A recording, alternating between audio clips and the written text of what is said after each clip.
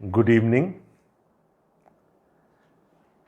वादा था कि मुक़द्दस मत्ती के इंजीली बयान का मुतालिया करेंगे।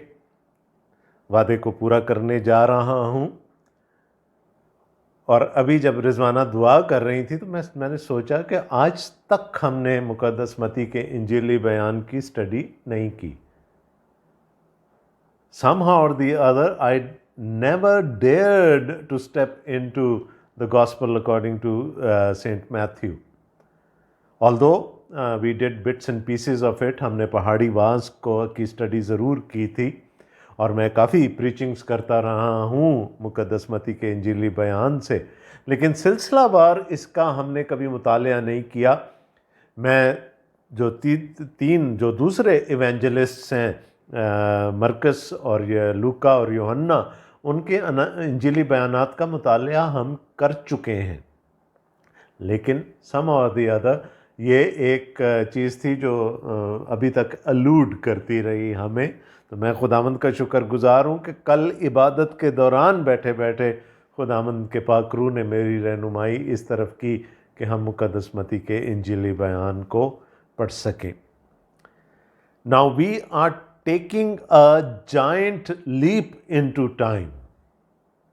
हम एक जस्त लगा रहे हैं, एक छलांग लगा रहे हैं वक्त में।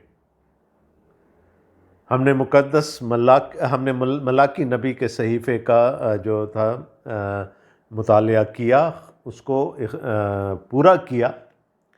और मैंने आपको बताया था कि उसके बाद तक 400 साल तक खुदावंद ने अपने लोगों से कलाम नहीं किया, कोई नबी बर्पा नहीं हुआ।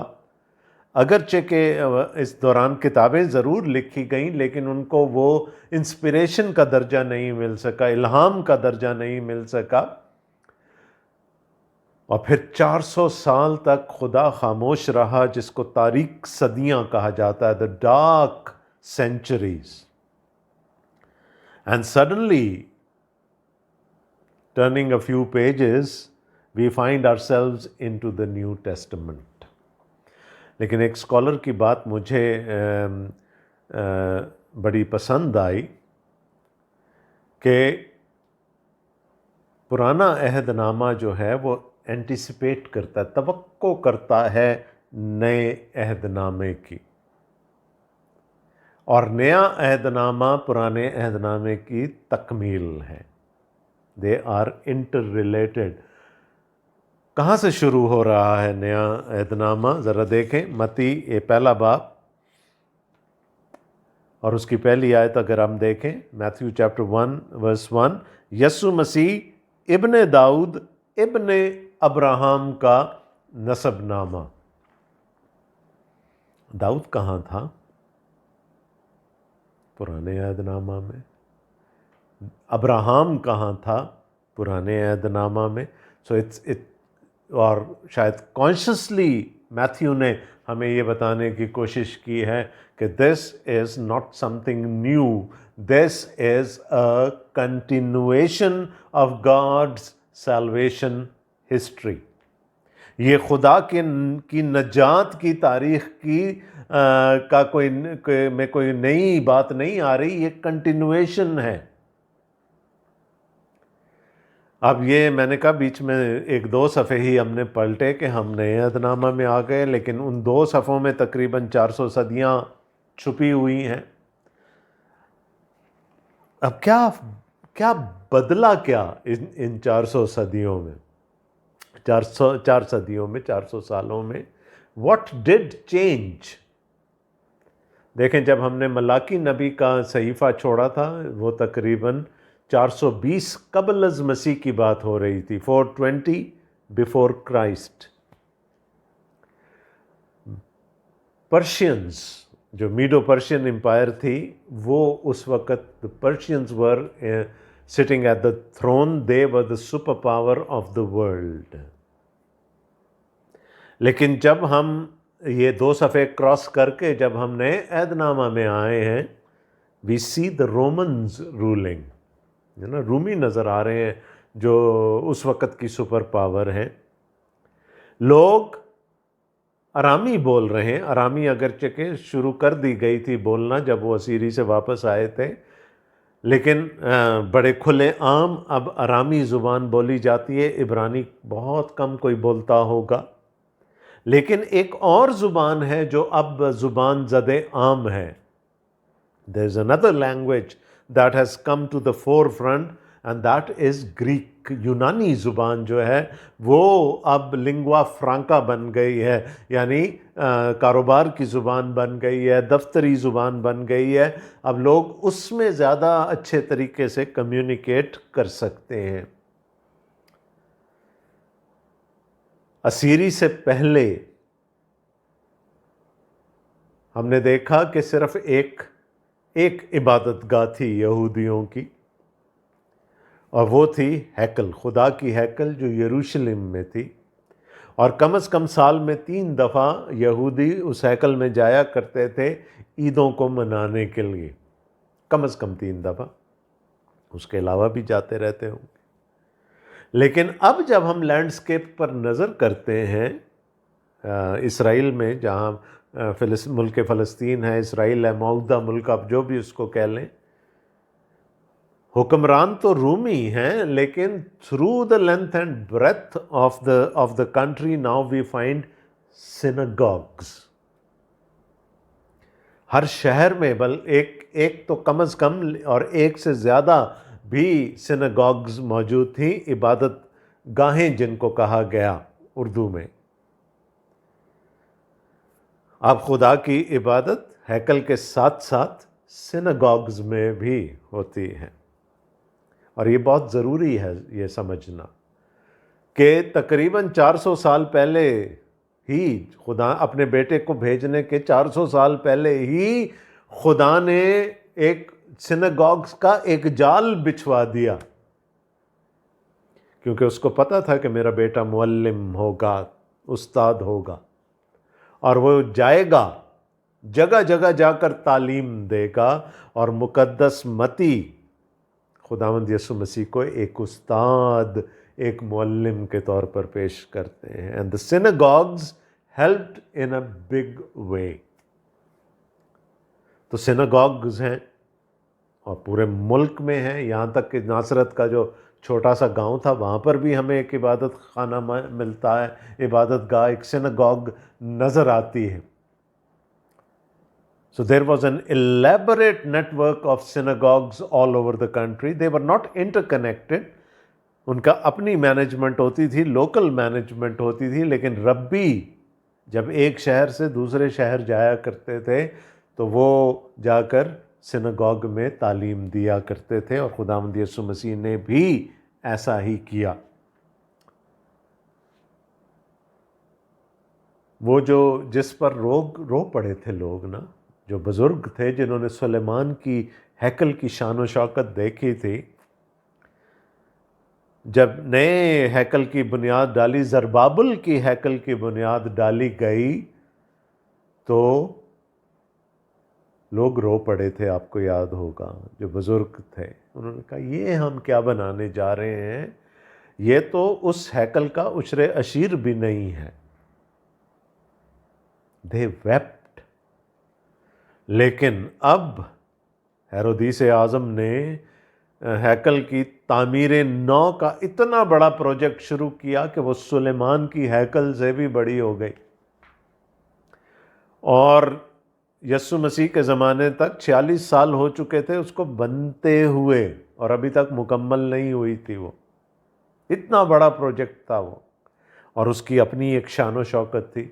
حالانکہ اس نے پولیٹیکل انٹینٹ سے اس کو بنایا تھا، لیکن nevertheless it was the house of God, it was the temple of God, and it was remodeled, rebuilt, میں rebuilt تو نہیں کہنا چاہیے، it was refurbished.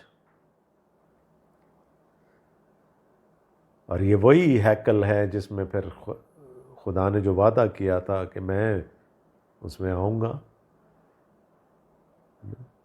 اور اس نے اپنے رسول کا کہا تھا، عہد کا رسول، ناگہاں اپنی ہیکل، خداوند ناگہاں اپنی ہیکل میں موجود ہوگا.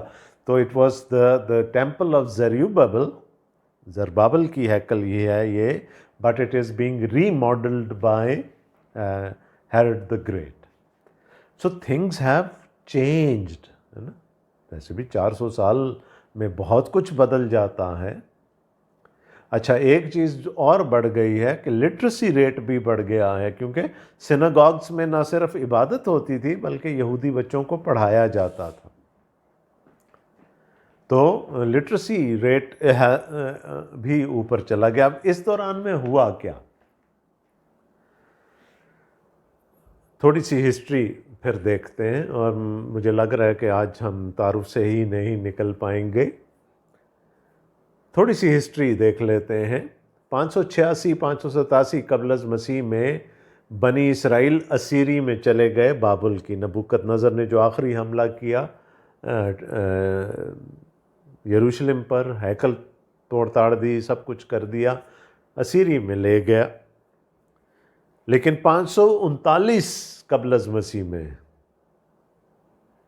جب بابل کی سلطنت کے 70 سال پورے ہو گئے، نبوتوں کے پیش نظر کیا ہوا کہ مادی اور فارسی بادشاہوں نے مل کر، میڈو پرشین ہے نا، ایک سسر تھا جو دارا تھا، ڈیریس تھا، ڈیریس دا فرسٹ، اور سائرس تھا. وہ Darius was made, Cyrus was the Persian roller.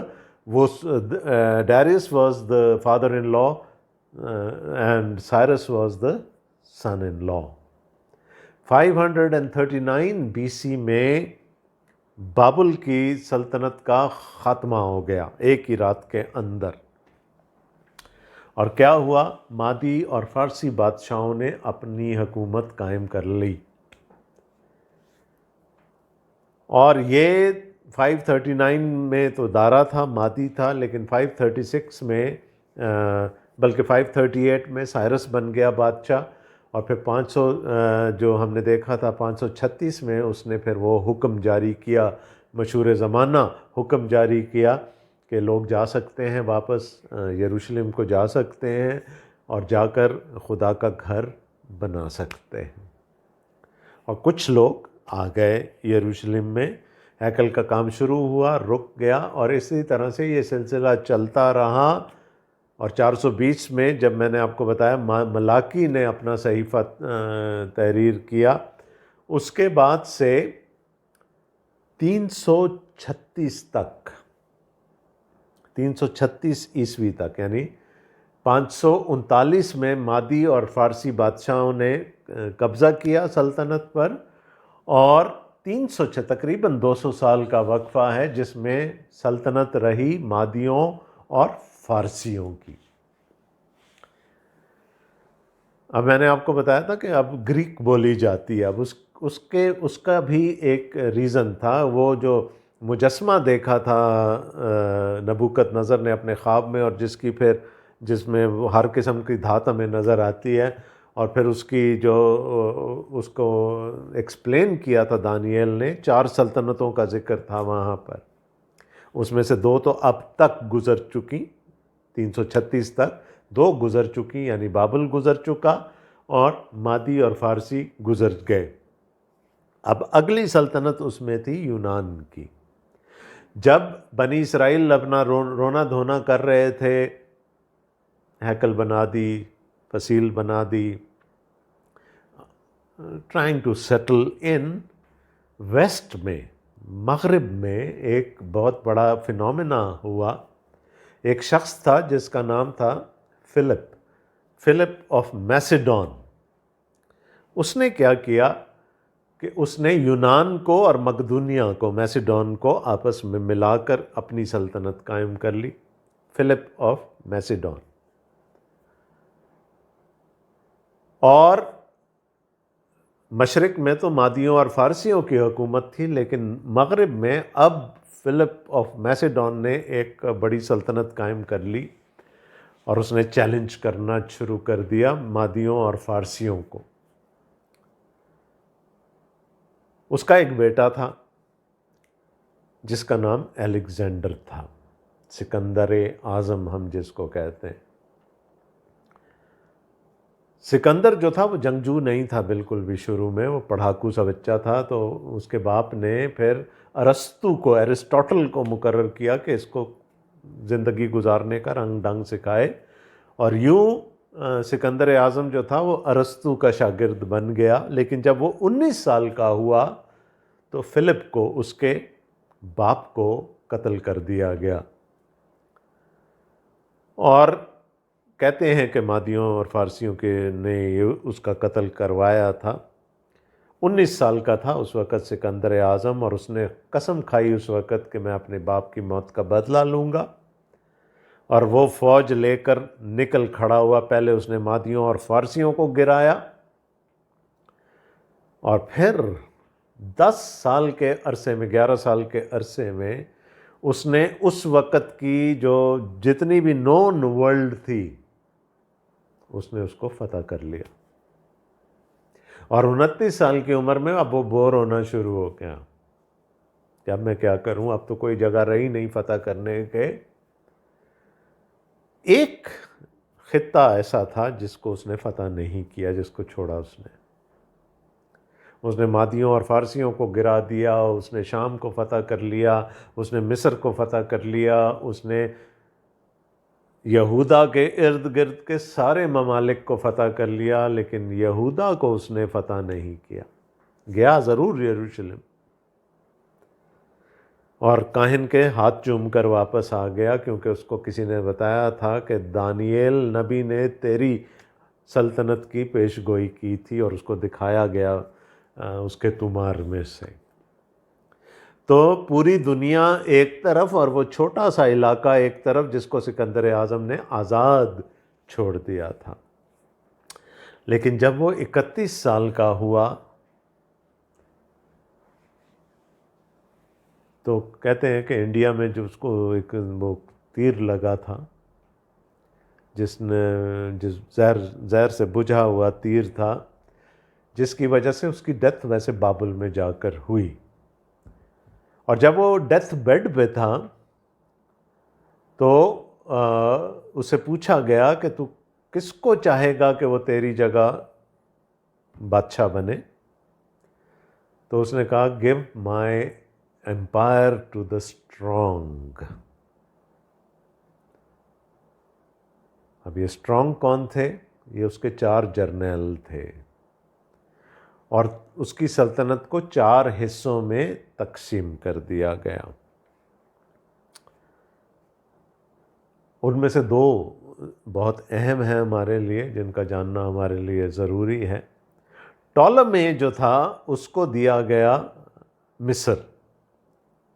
اب مصر جو تھا وہ جنوب میں تھا فلسطین کے، اور ایک اس کا جو جنگجو سردار تھا، جنرل تھا، سیلیوکس، اس کو دیا گیا شام کا علاقہ سا، گریٹر سیریا۔ اب سیریا اوپر ہے، مصر نیچے ہے، اور بیچ میں فلسطین ہے، یہودا کا علاقہ۔ اب ان 4 جرنیلوں میں، اور خاص کر ان دونوں میں یہ جنگ شروع ہو گئی کہ بڑا کون ہے اور کون جو ہے وہ ان میں سے کون ایک ہے جو بادشاہ بن کر ابھرے گا۔ اور یوں یہ جنگ چلتی رہی، اور بیچ میں فلسطین کا علاقہ، چونکہ ادھر ایک شمال میں بیٹھا ہوا ہے، ایک جنوب میں بیٹھا ہوا ہے، جب وہ آپس میں لڑتے تھے تو وہ کہتے ہیں نا کہ ہاتھیوں کی لڑائی میں فصل کا نقصان ہوتا ہے، تو it was not a very good time for the holy land, for Judah. اور پھر ہوتے ہوتے جب ہم 2 صدی عیسوی میں آتے ہیں تو ایک بادشاہ ہے سلوکی بادشاہ، جو سیریا سے، جس کو سیلیوکس کو دیا گیا تھا نا، تو سلوکی بادشاہ ہے، سیلیوسڈ کنگ ہے، جس کا نام اینٹیوکس تھا، انتاکس چہارم، اینٹیوکس دا 4th، جس کو اینٹیوکس ایپیفینس بھی کہا جاتا ہے، اور جس نے یہ دعویٰ کیا تھا کہ میں خدا کا جسم میں خدا کا اوتار ہوں۔ اس نے حملہ کر دیا یہودا کے علاقے پر، اور وہ زیوس کو مانتا تھا، جو ان کا دیوتا تھا، بڑا دیوتا تھا، اس کو مانتا تھا۔ اس نے لا کر زیوس کا مجسمہ ہیکل کے اندر رکھا، اور زیوس کے مجسمے کے سامنے اس نے قربان گاہ پر سوروں کی قربانی دی، جس کے بارے میں لکھا گیا وہ مکروہ کرنے والی چیز، abomination that causes desolation۔ اور اس نے ختنے پر پابندی لگا دی، شریعت پر پابندی لگا دی، اس نے سب کچھ کر کے حکم جاری کر دیا کہ people have to worship Zeus.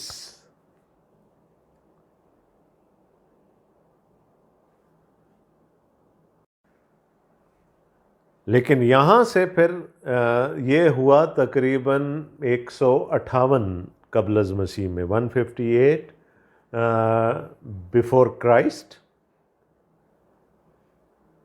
لیکن ایک چھوٹا سا گاؤں تھا جہاں پر ایک شخص تھا جس کا نام متتیہ تھا، اور اس نے کہا کہ ایسا نہیں ہو سکتا، ہم کیسے زیوس کے سامنے سجدہ کر سکتے ہیں، ہم تو ایک زندہ خدا کے ماننے والے لوگ ہیں۔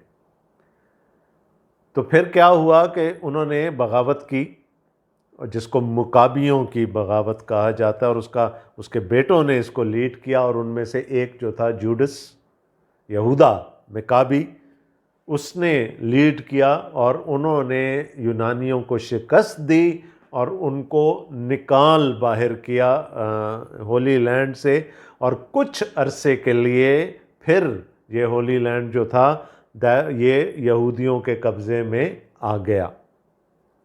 انہوں نے ہیکل کی صفائی کی، اس کو ری ڈیڈیکیٹ کیا، اور وہاں سے یہ ہنوکا کا تہوار جو ہے یہودیوں کا شروع ہوا، دا فیسٹیول آف لائٹس۔ وہ کہنے لگے کہ جب انہوں نے ہیکل کی تقدیس کی اور انہوں نے آ کر منورہ کو جلایا تو ایک دن کا بھی تیل نہیں تھا اس کو جلانے کے لیے، لیکن معجزانہ طور پر وہ منورہ 8 دن تک روشن رہا، جس کی یادگاری میں وہ یہ ہنوکا کا تہوار آج بھی مناتے ہیں۔ نکال باہر کیا، لیکن 63 قبل از مسیح میں 63 بی سی پومپے، جو کہ ایک رومی سردار تھا، رومی جنرل تھا، اس نے آ کر پھر قبضہ کر لیا، رومی حکومت قائم ہو گئی، اور رومیوں نے اپنا گورنر مقرر کر دیا۔ بعد میں انہوں نے جب دیکھے رنگ ڈھنگ دیکھے یہودیوں کے کہ یہ ہمارے کنٹرول میں رہنے والے تو ہیں نہیں، تو انہوں نے انہی میں سے ایک شخص کو، ہیرودیس کو لیا۔ ہیرودیس ویسے ٹائٹل ہے، نام نہیں ہے۔ انہوں نے اس کو بادشاہ بنا دیا، لیکن اوپر کون تھا؟ کیسر، سیزر، اور سیزر کے نیچے ہیرودیس کو اپنی بادشاہی قائم رکھنی تھی۔ اور ہیرودیس اعظم کے بارے میں نے آپ کو بتایا تھا کہ he started remodelling the temple. تو یہ کچھ ہوا، یعنی مادی اور فارسی بادشاہت ختم ہوئی، یونانیوں کی بادشاہت شروع آئی گئی، یہ خطہ بچا رہا، لیکن اس کی وجہ سے یونانی زبان پوری دنیا میں عام ہو گئی۔ جیسے آج انگریزی زبان میں لوگ کمفرٹیبل فیل کرتے ہیں، اور وہ بھی اسی لیے کیونکہ پھر جب انگریز نکلے تھے، کالونیز بنائی انہوں نے، تو پھر انگریزی زبان جو تھی وہ لنگوا فرانکا بن گئی۔ لیکن اس سے پہلے اس زمانے میں اب رومی زبان نہیں، لاطینی زبان نہیں، بلکہ یونانی زبان جو تھی اسی کو سب پریفر کرتے تھے۔ ساتھ میں ارامی بولی جاتی تھی، اور عبرانی کا کوئی اتنا زیادہ رواج نہیں تھا، اس لیے یسوع بھی اور اس کے شاگرد بھی ارامی زبان میں باتیں کیا کرتے تھے۔ تعلیم یسوع کی ارامی زبان میں تھی، جس کو پھر ٹرانسلیٹ کر کے یونانی زبان میں لکھا گیا۔ کہیں جیسے تلیتا کومی اور باقی کچھ الفاظ ہمیں ارامی زبان کے ملتے ہیں۔ تو اب ہم آ گئے ہیں پہلی صدی عیسوی کے فلسطین میں۔ چیزیں بدل چکی ہیں، جو میں نے 2-4 چیزیں آپ کو بتائی ہیں وہ آلریڈی عمل میں آ چکی ہیں. یہ میرے پاس جو اردو کی بائبل ہے، یہ جو ایک بہت خوبصورت کام جو پاکستان بائبل سوسائٹی نے کیا ہے، جو یہ نئی بائبل ہے، یہ اسٹڈی بائبل نہیں ہے، لیکن اس میں ہر کتاب کے شروع میں ایک تعارف دیا ہوا ہے. تو میں چاہوں گا کہ اگر آپ کے پاس یہ والی بائبل ہے تو تعارف آپ ضرور پڑھ لیں. اب یہ متی کا انجیلی بیان ہے. متی کون تھا؟ متی ایک محصول لینے والا تھا جس کو خداوند یسوع مسیح نے بلایا کہ میرے پیچھے ہو لے. Matthew was a tax collector.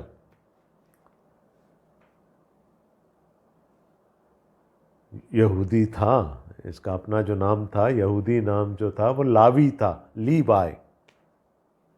پتہ نہیں کس قبیلے سے تھا، بٹ ہز نیم واز لیوائے یا لیوی یا لاوی، جس کو ہم اردو میں کہتے ہیں.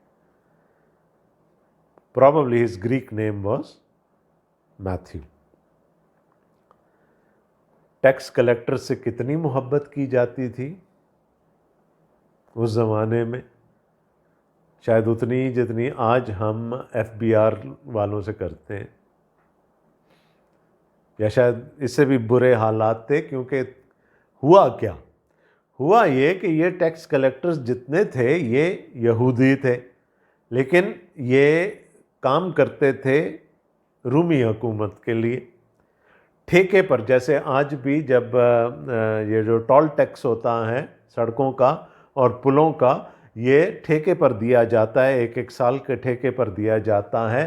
حکومت کو ٹھیکے کے پیسے مل جاتے ہیں اور اس کے بعد لوگ پیسے اکٹھے اسی سے اپنا کاروبار چلاتے ہیں، اسی سے پیسے اکٹھے کرتے اور منافع کماتے ہیں. اس زمانے میں بھی یہی ہوتا تھا کہ ٹیکس کلیکشن کے لیے ٹھیکہ لیا جاتا تھا، اور جو رومیوں کا ریٹ تھا ٹیکس کا، اس سے کچھ زیادہ وہ اپنے لیے لیتے تھے، اور وہ کچھ زیادہ نہیں تھا، وہ کافی زیادہ ہوتا تھا. اس وجہ سے ان ٹیکس کلیکٹرز کے ساتھ، محصول لینے والوں کے ساتھ لوگوں کے تعلقات بہت اچھے نہیں تھے. اور اگر ہم جب آگے چلیں گے ہم اس انجیلی بیان میں، تو جہاں پر بھی محصول لینے والے کا ذکر ہوگا ساتھ میں گنہگار کا بھی ذکر ہوگا. تو یہ معاشرے کے دھتکارے ہوئے لوگ ہیں. They are ostracized, marginalized people. کوئی ان سے کوئی تعلق رکھنا پسند نہیں کرتا تھا. اور یسوع ایک ایسے ہی دھتکارے ہوئے شخص کو آواز دیتا ہے کہ آپ میرے پیچھے ہو لیں، اور وہ سب کچھ چھوڑ چھاڑ کر یسوع کے پیچھے چل پڑتا. یہ ہے میتھیو، یہ ہے متی. اب متی نے، ایک یہودی تھا، اس نے اپنا انجیلی بیان یہودیوں کے لیے لکھا. تقریباً 50 ڈائریکٹ ریفرنسز ہیں پرانے عہد نامے کے، اور تقریباً 75 ایسے جگہیں ہیں جہاں پر ریفر کیا گیا ہے کسی نہ کسی حوالے سے جہاں پرانے عہد نامہ کو. تو اٹس اے ویری رچ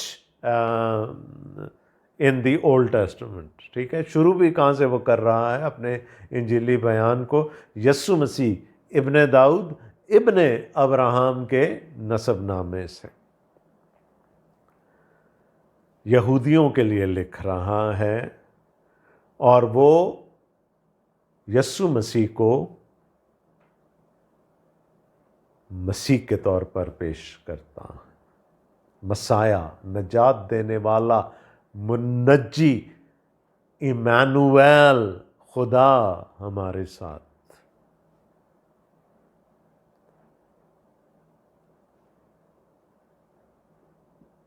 دیکھیں، اگر ہم مرکز پہ چلے جائیں تو وہ یسوع مسیح کو ایک سرونٹ کی طرح، خادم کے طور پر پیش کرتا ہے. لوکا ابن آدم کے طور پر پیش کرتا ہے، اور یوحنا ابن خدا کے طور پر پیش کرتا ہے. متی کے لیے امپورٹنٹ ہے یسوع نے کیا کہا. What did he say؟ اور اس لیے آپ کو تعلیم کے لمبے لمبے سیکشن نظر آئیں گے، ان کی طرف میں ابھی آ رہا ہوں۔ کیا کہا یسوع نے متی کے لیے امپورٹنٹ ہے؟ مرکز کے لیے امپورٹنٹ ہے یسوع نے کیا کیا، ہے نا؟ وہ تو ہمیں لگتا ہے کہ وہ تو سانس ہی نہیں لینے دیتا نا مرکز، یہاں سے وہاں، اور پھر یسوع وہاں گیا اور وہاں سے وہاں گیا، اس نے یہ کیا، اس نے یہ کہا۔ تو وہ مرکز کے لیے یسوع نے کیا کیا امپورٹنٹ ہے۔ لوکا کے لیے یسوع نے کیا محسوس کیا امپورٹنٹ ہے، ہز فیلنگس، ہے نا؟ کسی پر ترس کھایا، کسی پر رحم کیا، وہ ساری چیزیں اس کے لیے بہت اہم ہیں۔ اور پھر ہم دیکھتے ہیں کہ جب ہم یوحنا میں آتے ہیں تو پھر یسوع نے خدا کی محبت کو کیسے ٹرانسفر کیا بنی نوع انسان کے لیے، یوحنا کے لیے، وہ زیادہ امپورٹنٹ ہمیں نظر آتا ہے۔ تو میں نے آپ کو کہا تھا کہ متی کے لیے یسوع نے کیا کہا، اس کی تعلیم بڑی امپورٹنٹ ہے۔ متی یسوع کو موسیٰ ثانی کے طور پر، دیکھیں یہودیوں کے لیے موسیٰ کی بڑی اہمیت تھی، متی اس کو سیکنڈ موزس کے طور پر، بلکہ someone who is greater than Moses, اس کے طور پر پیش کرتا ہے۔ وہ اپنے انجیلی بیان کو 5 حصوں میں تقسیم کرتا ہے، جیسا کہ موسیٰ کی 5 کتابیں ہیں، ہے نا؟ دا پینٹاٹیوک، خمسائے موسیٰ جن کو کہا جاتا ہے۔ اسی طرح اگر آپ متی کے انجیلی بیان کو دیکھیں گے، اس کے بھی ہمیں 5 سیکشنز نظر آتے ہیں۔ ہر سیکشن میں تھوڑا سا نیریٹو ہے، تھوڑی سی کہانیاں ہیں، اور پھر یسوع کے لمبا ایک تعلیم کا سلسلہ ہے۔ 5 حصے ہیں، اور یہ میں اسی کے تعارف سے آپ کو بتا رہا ہوں۔ پہلا تعلیم کا حصہ ہمیں پہاڑی واز میں ملتا ہے، 5ویں سے 7ویں باب میں، the Sermon on the Mount, the great Sermon on the Mount. پھر اس کے بعد 10ویں باب میں مشن کے بارے میں شاگردوں کو جو تعلیم یسوع نے بڑی تفصیل سے دی وہ نظر آتی ہے۔ اس کے بعد 13ویں باب میں آسمان کی بادشاہی سے متعلق بہت ساری تمثیلیں، ایک لمبا سیکشن ہے جہاں پر ہمیں یہ تعلیم ملتی ہے۔ 18ویں باب میں ہمیں نظر آتا ہے شاگردیت کے کیا معنی اور مفہوم ہیں، واٹ از ڈسائپلشپ۔ اور پھر 24ویں اور 25ویں باب میں خداوند یسوع مسیح موجودہ زمانے کے خاتمے کے اور آسمان کی بادشاہی کے آنے کے بارے میں ایک بڑی لمبی تعلیم دیتے ہیں۔ 5 سیکشنز ہیں جہاں پر ہمیں نیریٹو بھی نظر آتا ہے، اور ساتھ میں ایک لمبا تعلیم کا سلسلہ بھی نظر آتا ہے۔ یہ میں نے کہا کہ کانشیسلی شاید، اچھا متی کے بارے میں ایک بات خاص یاد رکھیے گا، وہ کرونولوجیکلی نہیں چلتا، وہ یہ نہیں کہ یہ پہلے ہوا اور اس کے بعد یہ ہوا اور اس کے بعد یہ ہوا، وہ زمانے کے حساب سے نہیں چل رہا، کرونولوجیکلی نہیں چل رہا، وہ لاجیکلی چلتا۔ وہ کسی ایک خاص بات پر یسوع کی تعلیم کو ایک جگہ مجتمع کر دیتا ہے، اکٹھا کر دیتا ہے۔ جیسے پہاڑی واز لوکا کے انجیلی بیان میں کئی ابواب میں پھیلا ہوا ہے، لیکن متی نے اس کو ایک جگہ اکٹھا کر دیا۔ So he doesn't go chronologically, he goes logically. تو ہم نے یہ دیکھنا ہے کہ یسوع کو مسیح کے طور پر پیش کیا جا رہا ہے، یسوع کو some one greater than Moses کے طور پر پیش کیا جا رہا ہے، یسوع کو ایک استاد کے طور پر، معلم کے طور پر، ٹیچر کے طور پر پیش کیا جا رہا ہے۔ And to Matthew what Jesus said was more important. کیا کہا یسوع نے، اس کی تعلیم کیا تھی، یہ میتھیو کے لیے بہت امپورٹنٹ ہے۔ So, exciting times ahead. It's a very comprehensive gospel. It's a comprehensive gospel account. यहूदियों के लिए लिखी गई, लेकिन हम इसको देख सकते हैं इन अ सेंस कि यस्सु वो कॉन्टिन्यूएशन है खुदा की नजात के प्लान की, खुदा की नजात की हिस्ट्री की. So when we get out of the Old Testament and jump into the New Testament, we are surprised we are still in the Old Testament, है ना. नसबनामा आ गया, पुराने अहदनामे के हवाले आ गए, तो हमें कोई अजनबियत का एहसास नहीं होता. मेरा ख्याल है आज के लिए इतना काफ़ी है, क्योंकि अगर मैंने कुछ और बताया तो फिर वो जहन में मलगूबा बनना शुरू हो जाएगा. तो I think today we will restrict ourselves to this introduction of the gospel according to Saint Matthew. मैं कभी मत्ती की इंजील नहीं कहूँगा, अगर कहूँ तो मुझे माफ़ कर दीजिएगा. मैं हमेशा कहता हूँ मत्ती का इंजीली बयान. और इसकी एक वजह है. इसकी वजह यह है कि इंजील एक ही है. जब हम कहते हैं मत्ती की इंजील और मरकस की इंजील और लूका की इंजील और यूहन्ना की इंजील, तो जो हम पर इल्ज़ाम लगाने वाले हैं वो कहते हैं कि अच्छा जी, आप तो ख़ुद कह रहे हैं 4 इंजीलें हैं, तो आप कैसे कह सकते हैं ये एक है. इंजील एक ही है और वो खुदावंद यीशु मसीह की है. The good news is only about Jesus Christ. It is related to that. Yes, we have 4 gospel accounts. हमारे पास 4 अनाजीली बयानात हैं और इनमें से 3 का हम मुतालिया कर चुके हैं. मैथ्यू का हमने आज मुतालिया शुरू किया है. खुदावंद ने ज़िंदगी दी, तो इसमें हम आगे चलेंगे. हो सकता है कि मैं जो मैंने अभी बताया कि 5 हिस्सों में ये इंजील बटी हुई है, हमें एक हिस्सा एक वक्त में करें या 2 हिस्से एक वक्त में करें, या ये भी हो सकता है कि जब अगर ज़्यादा मज़ा आने लगा तो पूरा इंजीली बयान हम कर जाएं. हम ओपन रखते हैं अपने आप को पाक रूह की हिदायत के लिए. तो आज के लिए इतना ही काफ़ी है. खुदावंद यीशु मसीह आप सबको बड़ी बरकत दे. अगले ट्यूसडे को हम we will go into the first chapter.